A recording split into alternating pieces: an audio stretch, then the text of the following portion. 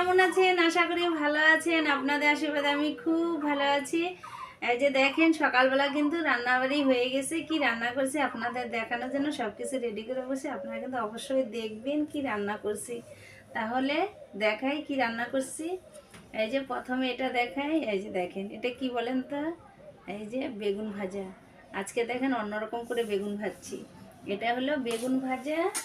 আর হলো এখানে এই যে দেখেন আলু সিদ্ধটা মাখা হয়ে গেছে। এই দেখেন দেখছেন আলু সিদ্ধ বেগুন ভাজা। আর হলো সাথে হলো অল্প ডাল।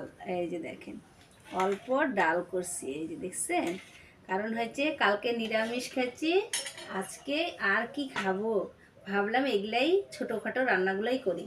আর এখানে দেখেন এই যে বাসি ভাত ছিল, ছোট ছেলে ভাজা ভাত খাইতে খুব পছন্দ করে, তার জন্য ভাতগুলো আবার ভাজলাম ওর জন্য।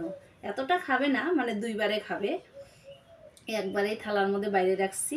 আর হলো ভাজা ভাতটা কী কী দিয়ে করছি, এর মধ্যে আলু কুচি কুচি করে আগে ভাজছি কাইটে নিয়ে, তারপরে পেঁয়াজ দিছি, লঙ্কা দিছি, কাঁচা লঙ্কা দিছি, একটু জিরার গুঁড়া, একটু লঙ্কার গুঁড়া, হলুদ, লবণ দিয়ে এই যে দেখেন ভাজছি। কিন্তু ধনিয়া পাতা নেই, ধনিয়া পাতা থাকলে আরও ভালো হতো।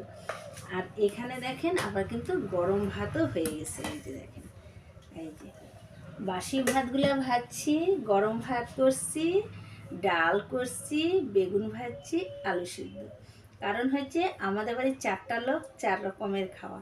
আপনার দাদা ভাই আলু ভাজা পছন্দ করে, আমার বড় ছেলে বেগুন ভাজা পছন্দ করে, আর আমার তো মানে সব কিছুই ভালো লাগে, অল্প অল্প করে সব কিছুই খাইয়ে নেব।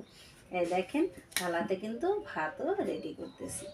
কারণ হচ্ছে যে সাদা ভাত খাবে সাদা ভাত খাবে, যে ভাজা ভাত খাবে ভাজা ভাত খাবে। কারণ ছোটো ছেলেটা বেশি ভাজা ভাত পছন্দ করে। ওর ভাজা ভাত হইলে আর ওকে 2বার দিবা না 3বার দিবা, অসুবিধা নেই।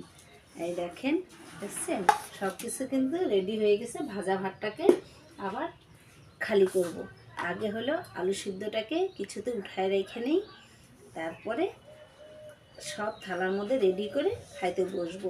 ছোটোখাটো রান্না ঠিকই, কিন্তু টাইম কিন্তু অনেক লাগে। আমার ভিডিওটা ভালো লাগলে লাইক শেয়ার কমেন্ট অবশ্যই করবেন, ফলো করতে ভুলবেন না, ফলোটা একটু বেশি বেশি করবেন।